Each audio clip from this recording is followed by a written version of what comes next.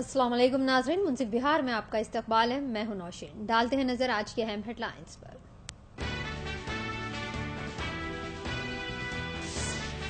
नीतीश कुमार हुकूमत के पहले दिन अपने ओहदे का जायजा लेने पहुंचे ऑफिस। नए चीफ मिनिस्टर को पेश किया गया गार्ड ऑफ ऑनर।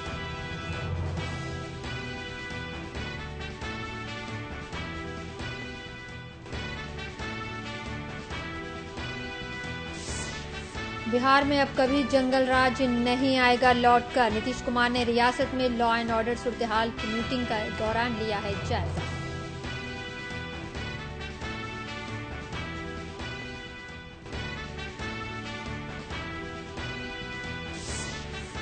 बिहार में अजीम इत्तेहाद का सनराइज कहीं सनसेट ना बन जाए। लालू यादव के छोटे बेटे को डिप्टी सीएम बनाने पर बीजेपी ने की है सख्त तनकीद।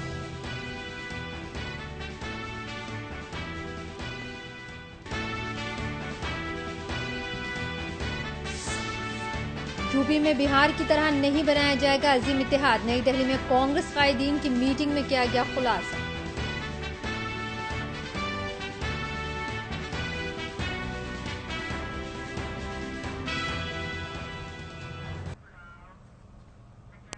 रुख करते हैं तफसीली खबरों की जानिब। जेडीयू सरबराह और बिहार चीफ मिनिस्टर नीतीश कुमार गुज़िश्ता रोज हलफ बर्दारी के बाद आज अपने ओहदे का जायजा लेने पहुंचे। ऑफिस पहुंचते ही बिहार में चीफ मिनिस्टर नीतीश कुमार को गार्ड ऑफ ऑनर पेश किया गया।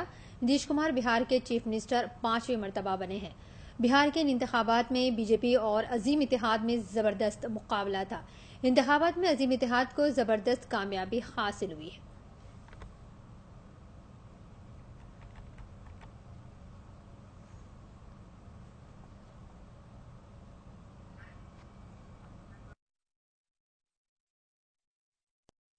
मरतबा बिहार के वज़ीर आला बने नीतीश कुमार आज अपने वज़रा के साथ रियासत के कानून नज़्म नस्क़ की सूरत हाल का जायजा लेने के लिए सीनियर हुकाम का इजलास तलब किया। वीडियो कॉन्फ्रेंसिंग के जरिए अजला के पुलिस ओहदेदारों और मजिस्ट्रेट के साथ सूरत हाल का जायजा लिया गया। बिहार के चीफ मिनिस्टर नीतीश कुमार ने कहा कि बिहार में अब कभी जंगल राज लौट कर नहीं आएगा।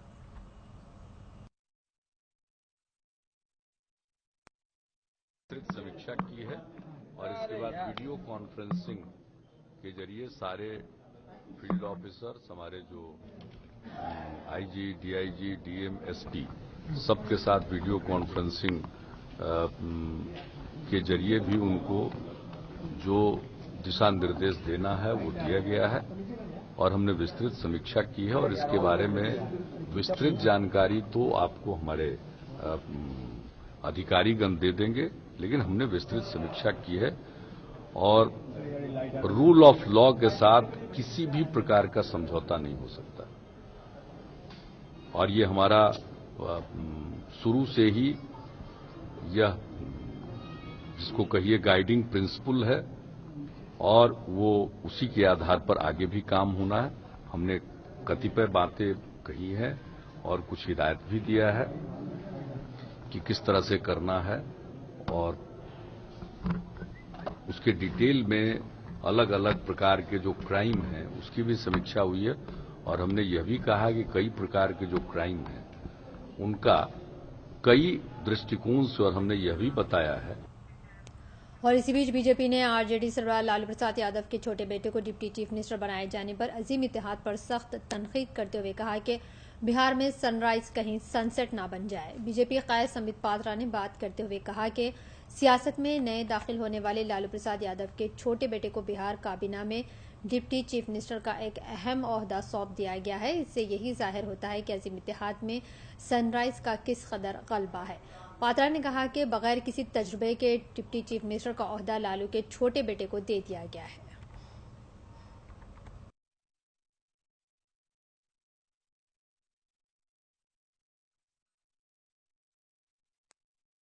नई दिल्ली में उत्तर प्रदेश कांग्रेस कायदीन का एक इजलास मुनक्किद हुआ है जिसमें उत्तर प्रदेश के आने वाले असेंबली इंतखाबात के हवाले से तबादला ख्याल किया गया।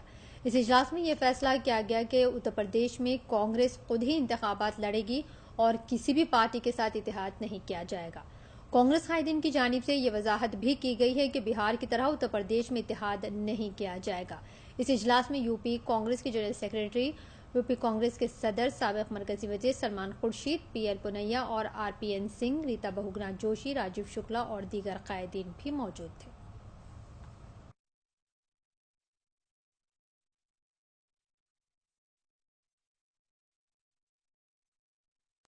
और वहीं कांग्रेस कायद सलमान खुर्शीद से मुंसिफ टीवी के नुमाइंदे ने यूपी इंतखाबात के हवाले से बातचीत की है। महागठबंधन की जीत के बाद आज हिमाचल भवन में दिल्ली में खासतौर से कांग्रेस के लीडरों ने यूपी में चुनाव को लेकर के बातचीत की। हमारे साथ सीनियर कांग्रेस लीडर सलमान खुर्शीद साहब है। सलमान साहब, किस तरह की बातें हुई और क्या अहम मुद्दा था खास? इसका बिहार के चुनाव से कोई लेना देना नहीं है। ये जैसे मिस्त्री जी ने आज हमसे कहा, ये पहले से ये प्रस्ताव था, पहले से हम लोगों का बैठने का, मिलने का। ये अवश्य ये एक कोइंसिडेंस है कि बिहार के चुनाव हुए और उसमें अच्छे परिणाम आए और बहुत लोगों ने बिहार के जो परिणाम हैं उनको लेकर मूल्यांकन करना आरंभ किया और कुछ अनुमान लगाना आरंभ किया कि आगे क्या होगा। हम बहुत गंभीरता के साथ अपनी परिस्थितियों को, अपनी स्थिति को, अपनी तैयारी को, अपने सामने जो चुनौतियां हैं उनको देख रहे थे और आपस में सब लोग मिल बैठ के ये तय कर रहे थे कि हम इकट्ठा होकर किस तरह से उत्तर प्रदेश में कांग्रेस की खोई हुई ज़मीन वापस ला सकते हैं, ले सकते हैं। बहुत सारे अलग अलग विषय थे जिस पे बात हुई और खुलकर हुई, बहुत अच्छे वातावरण में हुई और मैं समझता हूं कि जो सुझाव आए उन सुझावों का पर कुछ कार्रवाई करने का निर्णय हमारा राष्ट्रीय नेतृत्व अवश्य करेगा। हमको मिस्त्री जी ने बताया कि ये सारे विचार हमारे जो भी हैं उनके सामने रखे जाएंगे, हमारे राष्ट्रीय नेतृत्व के सामने। सर, बिहार चुनाव में महागठबंधन का एक नया प्लेटफॉर्म तैयार किया गया जिसमें कांग्रेस भी शामिल थी, जेडीयू शामिल थी, आरजेडी शामिल थी, जबकि हमेशा ये एक दूसरे के मुखालिफ रहे। उसके बावजूद भी महागठबंधन तैयार किया गया बीजेपी के खिलाफ। क्या यूपी में इस तरह की रणनीति बनने जा रही है और क्या अंदर क्या? अभी रणनीति कब बनेगी कि नहीं बनेगी इसमें कहना संभव नहीं है। इस समय हम अपने घर को देख रहे हैं, अपने आप को देख रहे हैं। हम इस वक्त ये नहीं सोच रहे हैं कि कोई हमारा हाथ थाम ले, कोई हमको हमारा सहारा बन जाए। हम अपने आप को कितना मजबूत कर सकते हैं और हमारे अपने सामने क्या चुनौतियां हैं, हम उनके संदर्भ में यहाँ चर्चा कर रहे थे। हाँ, गठबंधन की बात भी आई और कुछ लोगों ने अपने विचार भी रखे, लेकिन जो आज जहाँ तक मेरी समझ में बात आई है वो ये है कि यहाँ ऐसी कोई सहमति नहीं थी कि हम चर्चा अब करना शुरू कर दें गठबंधन पे। सब लोग ये चाहते हैं कि पहले अपने ऊपर प्रकाश डालकर अपने काम की और अपने को मजबूत करें, फिर आगे हमारा राष्ट्रीय नेतृत्व क्या निर्णय। एकला चलो की राजनीति फिर से शुरू की जाएगी यूपी में? एकले तो हैं हम, क्यों कुछ करेंगे? हम अपनी पार्टी देख रहे हैं, दूसरे अपनी पार्टी देख रहे हैं, तो हम सिर्फ चाह रहे हैं कि हमारी अपनी पार्टी मजबूत हो जाए। अब हम चाहें कि पार्टी मजबूत हो जाए तो आप कहें कि क्या एकला चलो, या हम कहें कि पार्टी मजबूत ना हो तो आप कहें अच्छा मिल के चलो। ऐसा कुछ नहीं है। हमारी पार्टी मजबूत हो ये हमारी प्राथमिकता है और इसी संदर्भ में आज हमने बैठक की थी। शुक्रिया। जाहिर सी बात है महागठबंधन की जीत बिहार में हुई है। अब यूपी में को लेकर के भी जो है हिमाचल सदन में जो है वो तमाम जो यूपी के कांग्रेस के जो लीडर हैं उन्होंने सिर जोड़कर बातचीत की और एक दूसरे से किस तरीके से यूपी में चुनाव लड़ा जाए और किस तरीके से पार्टी अपनी रणनीति तैयार करे उसको लेकर बातचीत की। कैमरा पर्सन सुभाषिश के साथ अंजरुल्लाह, मुंसिफ टीवी दिल्ली। मुंसिफ, बिहार में वक्त तो चला है एक छोटे से ब्रेक का। ब्रेक के बाद भी जारी रहेगा मजीद खबरों का सिलसिला।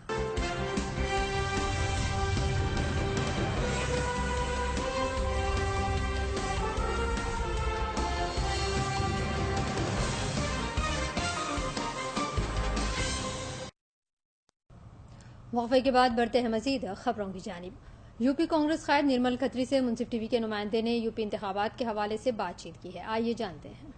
हमारे साथ यूपी कांग्रेस के सदर निर्मल खत्री साहब हैं। खत्री साहब, राहुल गांधी यूपी का दौरा करने वाले हैं, क्या क्या अहम मकसद है और किन चीजों पर? 23 को उनका सहारनपुर का दौरा है। देश के विभिन्न हिस्सों में उन्होंने किसानों की समस्याओं को जानने का जो पिछले दिनों प्रयास किया, उसी क्रम में वो उत्तर प्रदेश में भी जा रहे हैं, क्योंकि उन तक भी आवाज पहुंची है कि किसानों के साथ बड़ी अनदेखी हो रही है, चाहे वो गन्ने का किसान हो या अन्य फसलों को बोने वाला किसान। आज उसी सिलसिले में 23 तारीख को सहारनपुर में उनकी यात्रा का कार्यक्रम है। क्या क्या कौन कौन सी बातें होंगी? हमने पहले भी देखा है पंजाब में राहुल गांधी गए थे, लेकिन उसके साथ आज उत्तर प्रदेश का किसान, सबसे बड़ी बात यह कि उत्तर प्रदेश की सरकार ने ही 60 जिलों को सूखे से संबंधित माना। तो सूखा पीड़ित जो क्षेत्र है, वहां का जो किसान है, उसको राहत कितनी दी है सरकार ने, आज ये प्रश्न है जिसको देखने की और उसके आंकलन की आवश्यकता है। आज इसको, चाहे वो गेहूं की उसकी खरीद की बात रही हो और चाहे अब इस समय धान की खरीद की उसकी बात रही हो, आज हर मोर्चे पर सरकार के क्रय केंद्र बंद हैं, किसान निराश है और न्यूनतम समर्थन मूल्य चाहे घोषित कर रखा हो जो भी, उस मूल्य पर कहीं पर भी खरीद नहीं है। बिचौलिया आधी दाम पर उन चीजों को खरीद रहा है।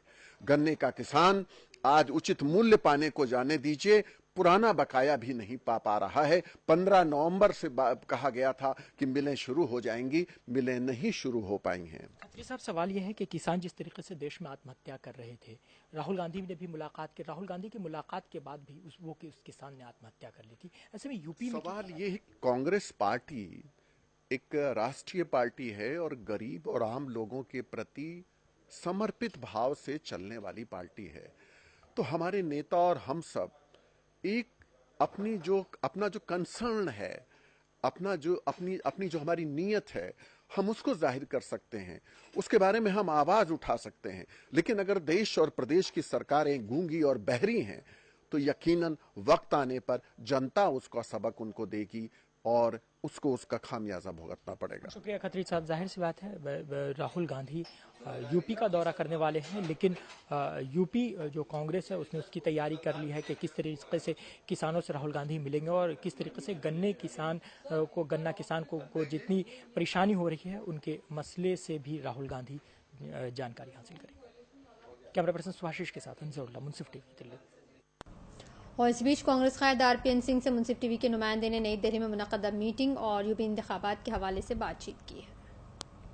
महागठबंधन की जीत के बाद दिल्ली के हिमाचल भवन में जो है कांग्रेस के सीनियर लीडर को लेकर के सीनियर लीडर ने बहस की है, मंथन किया है, खासतौर से यूपी में चुनाव को लेकर। हमारे साथ आरपीएन सिंह है, कांग्रेस तर्जुमान है। क्या बातें हुई सर और क्या बातें निकल करके सामने आई, खासतौर से कांग्रेस पार्टी को किस तरह उत्तर प्रदेश में उत्तर प्रदेश में कैसे मजबूत हो सकती है और उत्तर प्रदेश के लिए कौन सी योजनाएं कांग्रेस को लाना चाहिए, क्योंकि इन कई वर्षों में समाजवादी पार्टी, बहुजन समाज पार्टी और भारतीय जनता पार्टी को मौका मिला, पर उन्होंने सिर्फ उत्तर प्रदेश को छला है। तो हम लोगों ने निर्णय लिया है कि इस तरह से कोई श्वेत पत्र लाए जो उत्तर प्रदेश के लिए कांग्रेस पार्टी अगर सत्ता में आती है क्या उत्तर प्रदेश के लिए करेगी। जहां तक गठबंधन की बात हुई है, वो कार्यकर्ता हो या नेता हो, स्पष्ट तौर से कहा है कि उत्तर प्रदेश में बिहार जैसे नहीं, यहां कांग्रेस पार्टी को अपने दम पर चुनाव लड़कर सत्ता में आना चाहिए। आरपीएन सर, उत्तर प्रदेश में भी एकला चलो की बात राहुल गांधी ने कही थी, शुरू में कामयाबी मिली, बाद में नाकामी मिली और फिर से एकला चलो। आपको नहीं, बिल्कुल हम अकेले चलेंगे और अकेले इस बार सत्ता बनाने के लिए प्रयास करेंगे। सब कांग्रेस के नेता और कार्यकर्ता कटिबद्ध हैं और इसके लिए बिल्कुल हम लोग विचार भी कर रहे हैं, विमर्श भी कर रहे हैं, मेहनत भी करेंगे। 2014 के पार्लियामेंट्री चुनाव के नतीजे अभी आपने देखे थे, उसी के बाद लेकर के जो है 2015 में बिहार में आपने महागठबंधन तैयार किया। क्या आपको लगता है कि अगर यूपी में महागठबंधन इस तरीके का नहीं तैयार होगा तो आप सत्ता में आ सकेंगे या फिर बीजेपी को फिर से फायदा? नहीं, क्योंकि अगर वहां कभी भी गठबंधन नहीं हुए तो समाजवादी पार्टी पूर्ण बहुमत में आई या नहीं आई, बहुजन समाज पार्टी पूर्ण बहुमत में आई या नहीं आई, तो कांग्रेस क्यों नहीं पूर्ण बहुमत में आ सकती है? ये कहना वहां तो महागठबंधन नहीं हुए ना। तो इस बार कांग्रेस पूर्ण बहुमत में उत्तर प्रदेश में आएगी, ये अपना मन बिल्कुल साफ कर लीजिए, वहां महागठबंधन की आवश्यकता नहीं। सेकुलर वोट तकसीम नहीं होगा? नहीं, क्या जब समाजवादी पार्टी और बहुजन समाज पार्टी अलग लड़ी थी, कांग्रेस अलग लड़ी थी, तो क्या कोई और किसी पार्टी को, बीजेपी को क्या फायदा मिला था? उत्तर प्रदेश और बिहार में ये फर्क है। जाहिर सी बात है बिहार के चुनाव में कांग्रेस जो है वो महागठबंधन के साथ जरूर गई थी, लेकिन उत्तर प्रदेश में एकला चलो की राजनीति एक बार फिर देखने को मिल सकती है। कैमरा पर्सन सुभाषिश के साथ अंजरुल्लाह, मुंसिफ टीवी। के सीनियर लीडर अहमद पटेल ने कहा कि बिहार असेंबली इंतखाबात में मिली हार ने बीजेपी के मुबैना गुजरात मॉडल को खत्म कर दिया है। पटेल ने भगवा पार्टी को आड़े हाथों लेते हुए तंज किया कि दो चीजें मुश्किल करने वाली लग सकती हैं, लेकिन ज्यादा वक्त तक नहीं। उनमें से तो एक तो खराब तेल से बनाई गई जिलेबी है, वहीं दूसरा बीजेपी का गुजरात मॉडल। इन्होंने कहा कि मोदी के गुजरात मॉडल की सांसें बिहार इंतखाबात के नतायज सामने आने के साथ ही खत्म हो गई हैं। अहमद पटेल ने मजीद कहा कि बिहार और दिल्ली में इंतखाबी नतायज ने भाजपा के जवाल को जाहिर कर दिया है। इसके अलावा अहमद पटेल ने 2017 में गुजरात के मुकामी जनरल बॉडी इलेक्शन को असेंबली इंतखाबात के लिए सेमीफाइनल भी करार दिया।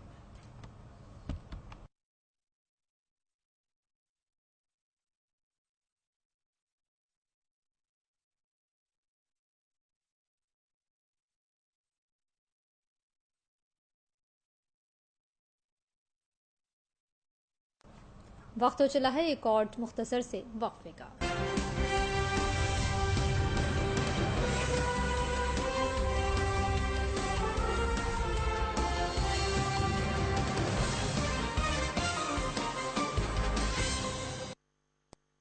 मज़ीद खबरों की जानिब। नीतीश कुमार की हलबरदारी तकरीब के बाद कम्युनिस्ट पार्टी के लीडर सितारा येचुरी ने कहा कि बिहार में अजीम इत्तेहाद की सरकार बनने से ये इशारा मिला है कि अगर पार्टियां एक साथ आ जाएं तो बीजेपी जैसी बड़ी पार्टी को भी मात दी जा सकती है। इन्होंने कहा कि ये सिर्फ एंटी बीजेपी ताकत नहीं है, यह उन तमाम लोगों का इत्तेहाद है जो सोचते हैं कि एक साथ मिलकर गरीबों के मफाद में काम किया जा सकता है और गरीबों को तरक्की की राह दिखाई जा सकती है।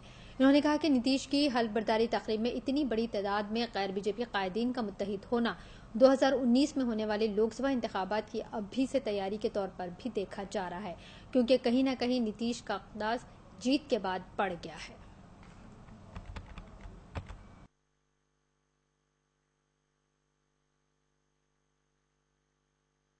और इससे कबल कल अजीम इत्तेहाद के रहनुमा नीतीश कुमार ने 5वीं बार बिहार के वज़ीर आला के ओहदे का हलफ लिया है। इन्हें गवर्नर रामनाथ अवध ने दोपहर 2 बजे पटना के गांधी मैदान में ओहदे और राजदारी का हलफ दिलाया। सादगी पसंद और तड़क भड़क से दूर रहने वाले नीतीश कुमार की हलबरदारी की तकरीब की वसी तर तैयारियां की गई थी और इसमें मुल्क भर के अहम कायदीन को दावत दी गई थी।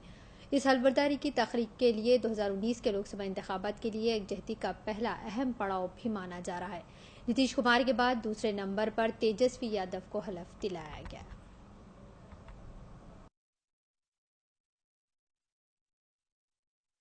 लिए लाया जाएगा अथवा मुझे ज्ञात होगा उसे किसी व्यक्ति या व्यक्तियों को तब के सिवाय जबकि ऐसे मुख्यमंत्री के रूप में अपने कर्तव्यों के सम्यक निर्वहन के लिए ऐसा करना अपेक्षित हो, मैं प्रत्यक्ष अथवा अप्रत्यक्ष रूप से संसूचित या प्रकट नहीं करूंगा।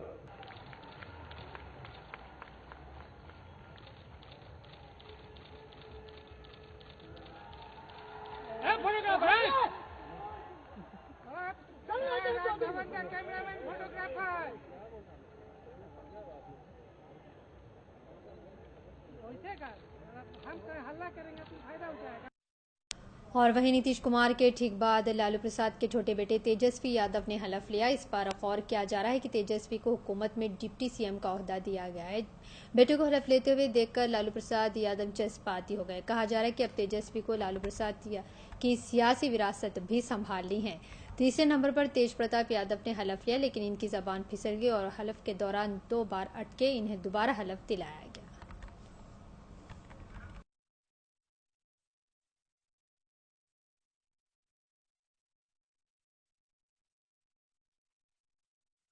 तेजस्वी प्रसाद यादव ईश्वर की शपथ लेता हूं कि मैं विधि द्वारा स्थापित भारत के संविधान के प्रति सच्ची श्रद्धा और निष्ठा रखूंगा।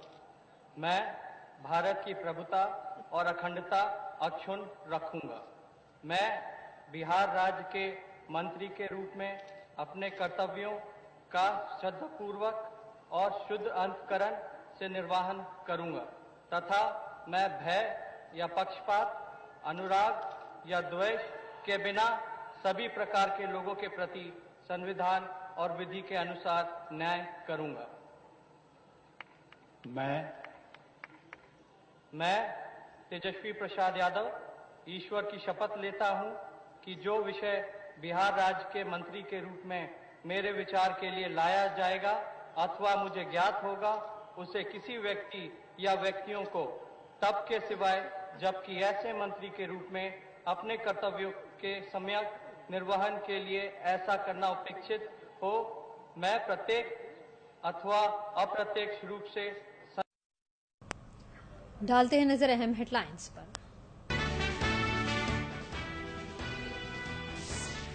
नीतीश कुमार हुकूमत के पहले दिन अपने ओहदे का जायजा लेने पहुंचे ऑफिस। नए चीफ मिनिस्टर को पेश किया गया गार्ड ऑफ ऑनर।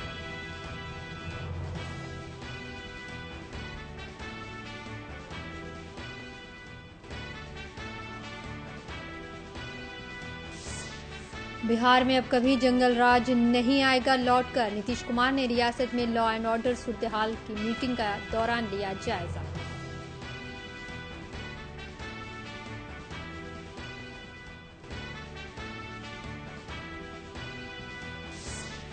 बिहार में अजीम इत्तेहाद का सनराइज कहीं सनसेट ना बन जाए। लालू यादव के छोटे बेटे को डिप्टी सीएम बनाने पर बीजेपी ने की है सख्त तनकीद।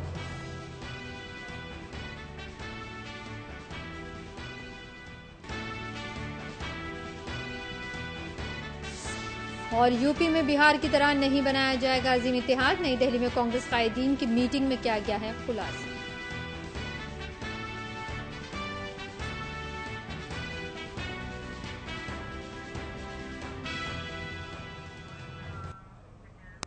और इसी के साथ ही मुंसिफ बिहार का सिलसिला यहीं अख्तिताम को पहुंचता है। आप बने रहिए मुंसिफ टीवी के साथ।